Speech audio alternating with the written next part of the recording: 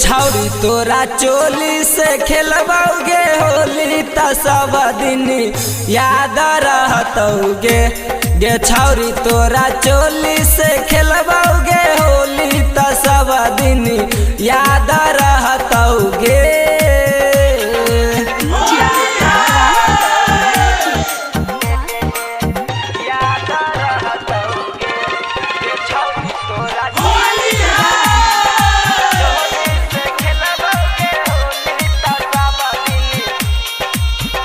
छौरी लालका पियर का डलबा बैछिगे अपना यारवा से चोली खोलबा बैछिगे। छौरी लालका पियर का डलबा बैछिगे अपना यारवा से चोली खोलबा बैछिगे। तोरा लहंगा में लागल छौजाली हमरा डाले देना अपन पिचकारी गे सोना। गे छौरी तोरा चोली से खेलबौगे होली त सब दिन याद रहतौगे। गे छौरी तोरा चोली से खेलबौगे होली त सब दिन याद रहतौगे।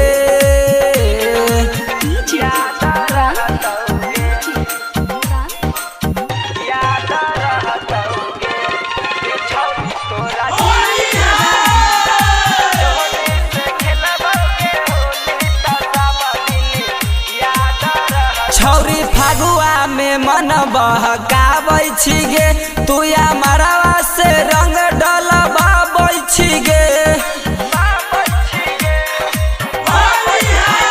छौरी फगुआ में मन बहकाबै छिगे तू या मरवा से रंग डलबाबै छिगे। जइबौ घूमे ला गोरियर बजरिया तोरा लाई देबौ हार लागल सरिया गे सोना।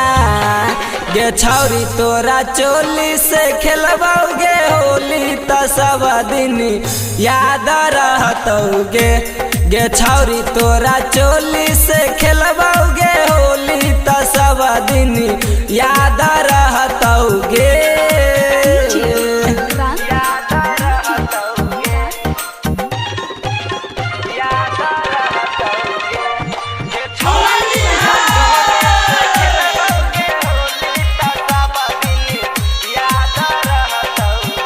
छौरी होली में चोली कसवा लेना गे तू सिकंदरा के लभर बना लेना गे।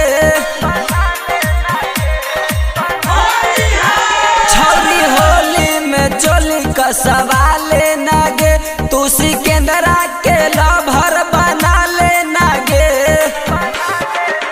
कि डालतो गुलशन गुलाबी हाली हाली सुबह सवा कुमुदवा के साली गे सोना।